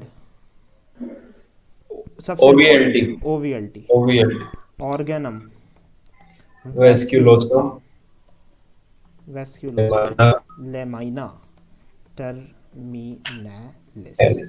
ठीक है, तो ये आप इसमें लिखेंगे, सफिशिएंट है। सो डायग्राम जरूर बना देना ब्लड ब्रेन बैरियर का, बाकी और कुछ इसमें बताने लायक होता है नहीं। ठीक है सर, ओवर टू यू। ठीक है सर, हमेशा की तरह last question sir, right notes all. ये भी शॉर्ट लिखना भूल गए यहाँ पे, भी 2 पार्ट में, तो नोट्स ज्यादा बड़े नहीं जाने चाहिए। हाँ। प्रोनेशन एंड सुपिनेशन मूवमेंट, हम्म। ठीक है। तो देखो अब ये वापस से अपर लिम याद कर लिया है, अपर लिम का टॉपिक है ये, बेसिकली रेडियस हिलना वाला पार्ट है पूरा, ठीक है। तो इसको जल्दी से बताता हूँ मैं कि प्रोनेशन सुपिनेशन में क्या क्या बताना है आपको। तो सर मैं तो हमेशा आंसर शुरू करता हूँ सर इंट्रो से, आदत हो गई है अब तो। बिल्कुल। तो सर सबसे पहले बताना है कि प्रोनेशन सुपिनेशन का इंट्रोडक्शन। इंट्रोडक्शन क्या, अब मूवमेंट है, किस तरह का मूवमेंट है, ये एक स्किल्ड मोटर मूवमेंट है। जब ह्यूमंस जो है, जो कि स्किल्ड एक्टिविटीज के लिए जाने जाते हैं, तो उसमें ही ये आता है। और सर इसकी इंपॉर्टेंस है सर खाना खाने में, जो अपना फेवरेट काम है सोना और खाना खाना, उसमें ये इंपॉर्टेंट होता है। अब सोने में तो नहीं है, सोने में तो कोई मूवमेंट नहीं होती। हाँ। तो खाना खाने के लिए सर ये एक इंपॉर्टेंट मूवमेंट होती है, pronation and supination of hand. ठीक है सर, इसमें आप बता सकते हैं कि स्किल्ड मूवमेंट है, और ये भी बता सकते हैं कि इसमें पाम कौन से में किस तरफ रहेगा। जैसे जो प्रोनेशन होता है उसमें पाम जो नीचे की तरफ होता है, यानी इंफीरियर साइड होता है, और जो सुपिनेशन होता है उसमें पाम ऊपर की तरफ होता है। एक सर वो अंग्रेजों वाला मिनोमिक पड़ता चलता है इसमें sir, beggars supinate and kings pronate. हाँ हाँ बिल्कुल सर उससे याद किया जाता है कि प्रोनेशन और सुपिनेशन में कैसी पोजीशन होगी पाम की। तो पाम की पोजीशन बेसिकली आप बता सकते हैं इसमें। तो ये इंट्रोडक्शन आपका पूरा, अच्छे इंट्रो से क्या चीजें आसान हो जाती है आगे।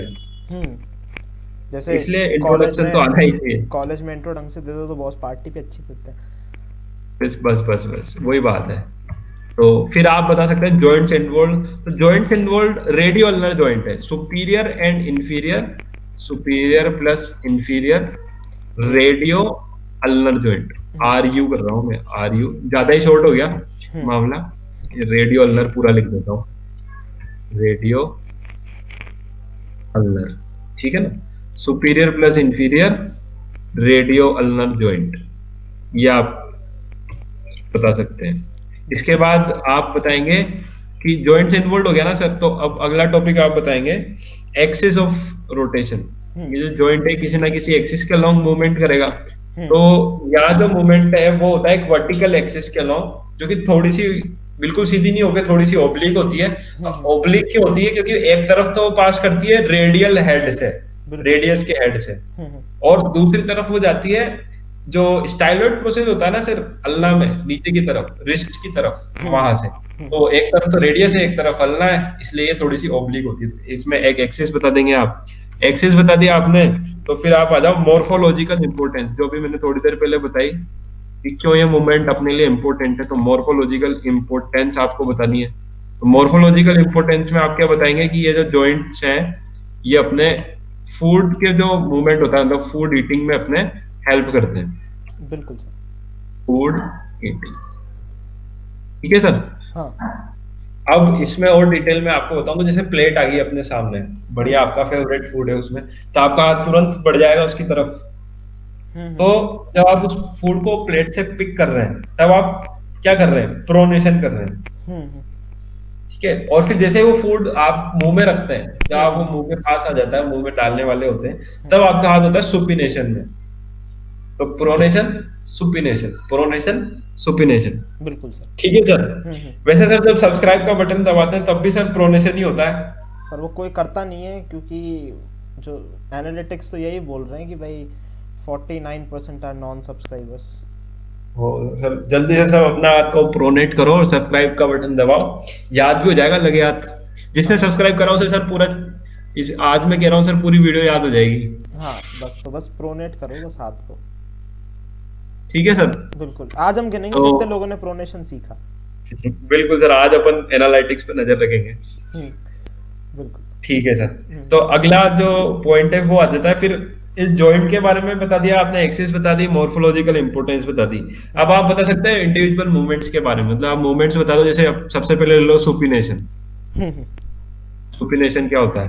तो सुपिनेशन में आपने वो पाम वाली तो पहले ही बता चुके हैं इंट्रोडक्शन में। हम्म अब आप इसमें बोन के बारे में बताओगे कि इसमें जो है वो radius is parallel to ulna.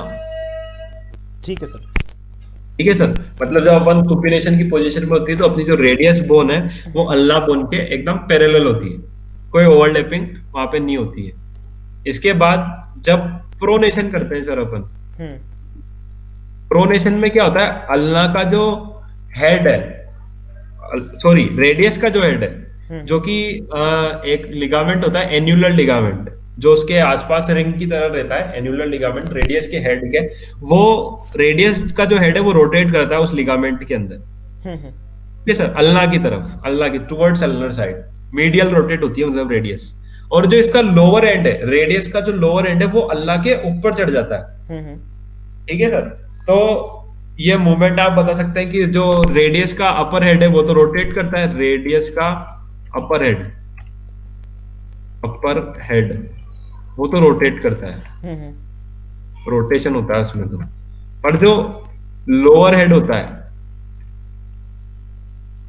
Lower head होता है हम्म वो ओवरलैप कर जाता है अल्ना को, ओवरलैप्स अल्नर। लोअर हेड कह लूं या लोअर रेडियस कह लूं, क्योंकि थोड़ा सा रेडियस का शाफ्ट का भी पोर्शन होता है, तो ओवरलैप्स द अल्ना। अल्ना में भी कहा लोअर अल्ना।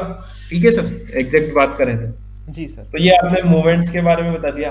फिर आप मूवमेंट के बाद मसल इन्वॉल्व, क्योंकि मूवमेंट जो है बिना मसल के पॉसिबल ही नहीं है, हम्म तो मसल इन्वॉल्व आप बताते हैं। ठीक है सर, बिल्कुल सर।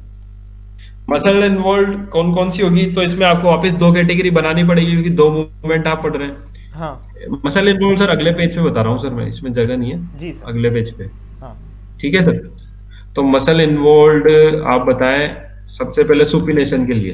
हम्म सुपिन तो मसल को बोल देंगे सुपिनेटर्स। जी सर।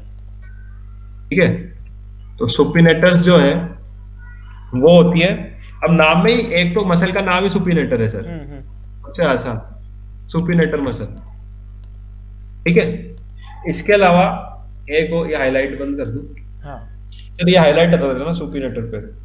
हाँ सर। एक सबसे इंपॉर्टेंट जो है वो होती है बाइसेप्स ब्रेकाई, जो सारे के सारे हीरो बनने के लिए यूज करते रहते हैं बाइसेप्स ब्रेकाई, हम्म बाइसेप्स बनाने में, ये भी सुपिनेशन में, खाने को मुंह में डालने में इंपॉर्टेंट होती है बाइसेप्स ब्रेकाई मसल। हम्म ठीक है सर, इसके बाद अपन बात कर सकते हैं प्रोनेटर्स की। हम्म प्रोनेटर्स जो आज सब यूज करने वाले हैं। जो आज सब यूज करने वाले हैं सब्सक्राइब करने के लिए। हम्म तो इसमें अब सर नाम भी आसान आसान है प्रोनेशन के, मसल के नाम में ही आ रहा है pronator, pronator, टीरीस and pronator, quadratus. ठीक है सर, जी सर। तो ये मसल अपन ने पढ़ ली इन्वॉल्व। अब ये पॉइंट भी हो गया, इसके बाद नंबर तो आ जाएंगे, पर किसी किसी बच्चों को क्या चाहिए कि सर अगर 5 नंबर का ये पार्ट है तो 5 के 5 ही आए। हम्म तो वो वाला पार्ट मैं आपको बोल के बता रहा हूँ, लिखने की जगह सब नहीं लिख सकते इसलिए मैं यहाँ नहीं लिख रहा हूँ। कि एक तो सोचने वाली बात यह है कि सुपिनेशन जो मूवमेंट है सर वो ज्यादा पावरफुल होता है प्रोनेशन से। बिल्कुल। The supination movement is far more powerful than pronation. अब ऐसा क्यों? इसका दो रीजन होते हैं। एक तो साफ यहाँ दिख रहा है हम्म मसल इन्वॉल्व में कि जो सुपिनेशन है वो बाइसेप्स मसल करती है, और सर बाइसेप्स मतलब सबकी डेवलप्ड होती है, मतलब बाकी मसल्स जो यहाँ पे है वो बाकी छोटी छोटी मसल्स है, बल्कि बाइसेप्स सर एक काफी स्ट्रॉन्ग मसल है। तो एक तो इस वजह से सुपिनेशन पावरफुल हो जाता है क्योंकि स्ट्रॉन्ग मसल उसमें यूज में आ रही है। Plus sir supination is considered as an anti gravity movement. तो सर जितने भी एंटी ग्रेविटी मूवमेंट है या उनसे एसोसिएटेड मसल्स हैं वो सारी की सारी स्ट्रॉन्ग होती है, तो उस वजह से भी सुपिनेशन जो है वो फार मोर पावरफुल होता है। तो एक ये इसमें मिसलेनियस पॉइंट है मतलब एक तरह से, तो ये आप बता सकते हैं। तो मैं इसमें ऐसा लिख देता हूँ कि स्टार लगा देते हैं ताकि जो लिखना चाहे वो लिख दे। Supination is a more powerful movement. Movement than pronation. Pronation. जी सर। रीजन आप लोगों को पता है, हम्म। ठीक है सर। जी अगला पार्ट कैरोटिड शीथ। जी सर। कैरोटिड शीथ का एक सुंदर सा डायग्राम आपको बना देना है सबसे पहले, हम्म। ठीक है। और इसके बाद आप शुरू करेंगे लिखना। कैरोटिड शीथ में डायग्राम से 50% नंबर तो आ जाएंगे, हम्म। ठीक है। इसके बाद आप बताएंगे, एक्सप्लेन करेंगे कैरोटिड शीथ को। तो सबसे पहले आप बताएंगे कि वो बनी कैसे, हम्म। फॉर्मेशन। फॉर्मेशन में कुछ भी नहीं है, सीधी सी बात है कि जो कैरोटिड शीथ है वो डीप सर्वाइकल फेशिया जो होता है नेक का, हम्म। उसका मॉडिफिकेशन है। तो modification of deep cervical fascia. Deep cervical fascia. Deep cervical fascia पर कहाँ का?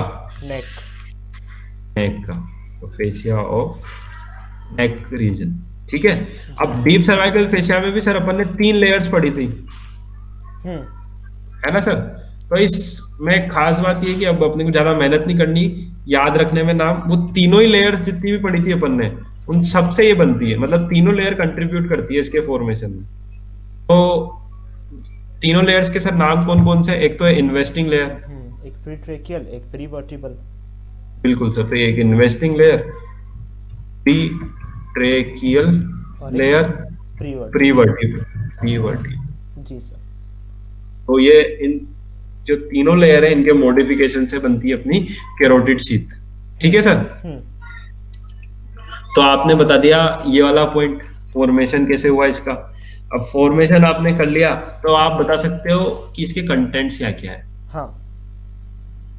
कंटेंट्स, ठीक है सर। जी तो सर। अब ये कंटेंट्स में लिख नहीं रहा हूं, अपन यहाँ देखेंगे डायग्राम। ये जो डायग्राम है इसमें देखो सर, इसमें जो ग्रीन कलर की है हाँ। ये है कैरोटिड शीथ। और इसमें रेड कलर की लाइन जो आपको दिख रही है, इसको नीचे से ऊपर रीड करना। तो नीचे से पहले सिंगल है, तो नीचे से आ रही है carotid artery, common carotid artery. फिर ये शायद सुपीरियर थायराइड जो बॉर्डर होती है, थायराइड कार्टिलेज के अपर बॉर्डर होती है, वहां पे बाइफरकेट होती है, ठीक है। और अपनी जो टर्मिनल ब्रांचेज है इसकी, इंटरनल कैरोटिड तो सीधी असेंड कर जाएगी क्योंकि वो कंटिन्यूएशन होता है कॉमन कैरोटिड का। और जो एक्सटर्नल कैरोटिड आर्टरी है वो एक्सटर्नल है, कैरोटिड शीथ से बाहर जाएगी पियर्स करके, ठीक है। तो ये चलेगी, अब बाहर चलेगी तो ये इसका कंटेंट नहीं रही कैरोटिड शीथ का। जी सर। इसके बाद आप देख सकते हो ऊपर से नीचे आ रही है ब्लू कलर में internal jugular when, ji sir. ठीक है सर। तो इंटरनल जुगुलर वेन और एक इन दोनों के बीच में अटकी पड़ी है वेगस नर्व, जी सर। ठीक है सर। तो ये 4 हो गए sir, common carotid artery, internal carotid artery, vagus nerve और इंटरनल जुगुलर वेन। ये 4 इसके कंटेंट्स होते हैं, ठीक है। तो अपन ने कंटेंट्स भी बता दिए। अब एक चीज जो इस डायग्राम से आप देख नहीं पा रहे हैं वो यहाँ मैं बताऊंगा आपको, वो है रिलेशंस। ये भी काफी इंपॉर्टेंट है, relations of carotid sheath. Sir ये अपने साइड से बंद कर लेना, फिर मार्कर आपका। हाँ सर, कर दिया सर। तो ये रिलेशंस जो है कैरोटिड शीथ के 2 पार्ट है, एक तो एंटीरियर रिलेशन होगा, एक पोस्टीरियर रिलेशन होगा, ठीक है सर। तो जो एंटीरियर होता है वो बहुत आसान है याद करना, ए फॉर ए याद रखना, ए से ए, एंसा सर्वाइकलिस। ये सर किसमें 12th नर्व में पढ़ते हैं शायद सर, एंसा सर्वाइकलिस। स्ट्रैप मसल्स को सप्लाई करती है। बिल्कुल सर। तो स्ट्रैप मसल्स की सप्लाई एंसा सर्वाइकलिस, ये होता है आगे की तरफ, और पीछे की तरफ यानी कि पोस्टीरियर में sympathetic chain. Sympathetic chain, sympathetic trunk भी बोलते हैं कुछ पब्लिक इसे, एक ही बात है, ट्रंक बोल लो या चेन बोल लो, जी ठीक है। ये भी होता है। अब ये तो ठीक है आपने लिख दिया एंटीरियर पोस्टीरियर, पर ये जो ए वाला है, अब देखना सर, ए और फिर से एक ए आएगा आपके पास, ये है ये एडहेरेंट होता है। एडहेरेंट मतलब सटा हुआ होता है, यानी कि जो इसकी एंटीरियर वॉल है इसमें जो एंसा सर्वाइकलिस है वो आपको बिल्कुल अड़े हुए मिलेंगे, बिल्कुल धसे हुए मिलेंगे, एम्बेडेड मिलेंगे। और सर नंबर में भी एंसा सर्वाइकलिस 2 होते हैं सर, एक नहीं होता, 2 होते हैं, जी सर। ठीक है, मतलब राइट साइड भी दो मिलेंगे, लेफ्ट साइड भी दो मिलेंगे, एंसा सर्वाइकलिस। जी ठीक सर। है सर। और जो सिंपैथेटिक ट्रंक या चेन है, ये पोस्टीरियर रिलेशन है, हम्म। पर ये एडहेरेंट नहीं होता। यहाँ पे ए नहीं आ रहा ना कहीं पे भी, पी नहीं। में भी नहीं आ रहा, सिंपैथेटिक ट्रंक में भी, तो ये नॉन एडहेरेंट होता है, नॉन नॉन एडेरेंट। एडहेरेंट। ठीक है सर। और ठीक है ये सर। तो एक ही होता है, ये भी लिख देता हूँ, it is one in number. तो सर इस तरह से आप कैरोटिड सीधा एक्सप्लेन कर सकते हैं। हम्म। ठीक है सर। ठीक है सर, हाँ। Done sir. तो ये आज पेपर पूरा डिस्कशन हो गया। अगर आपको कोई भी डाउट, पहले तो आज सब प्रोनेट करने वाले हैं, बिल्कुल सर। सब्सक्राइब करना बिल्कुल है। सर, सब के सब प्रोनेट करेंगे। काफ़ी बार प्रोनेट करना है आपको, एक बार तो सब्सक्राइब करना है, फिर लाइक करना है, फिर शेयर भी करना है, ठीक है। और सर फिर कमेंट में वो आंसर भी देना है, आंसर जोना भी डैश करना डैश डैश। है, हाँ बिल्कुल। तो और किसी को कोई प्रॉब्लम हो तो वो इन 2 ईमेल आईडीज़ पे भेज सकता है, और सब्जेक्ट ज़रूर मेंशन करें कि प्रॉब्लम क्या है, ठीक है। तो उस हम as soon as possible reply करेंगे, क्योंकि हम भी। बिल्कुल। और सर अगर ईमेल करने में किसी का कोई प्रॉब्लम होना तो कमेंट बॉक्स में भी आप बिल्कुल आराम से अपनी प्रॉब्लम बता हाँ, सकते हैं। कोई दिक्कत नहीं है उसमें। वो अच्छी लगी तो हम रखेंगे, नहीं तो हम हटा देंगे। कीप योर कमेंट्स पब्लिक हाँ बिल्कुल। As far as possible. ठीक है। ठीक है सर। तो थैंक यू वेरी मच, है ना। Thank you very much for watching, have a great day ahead.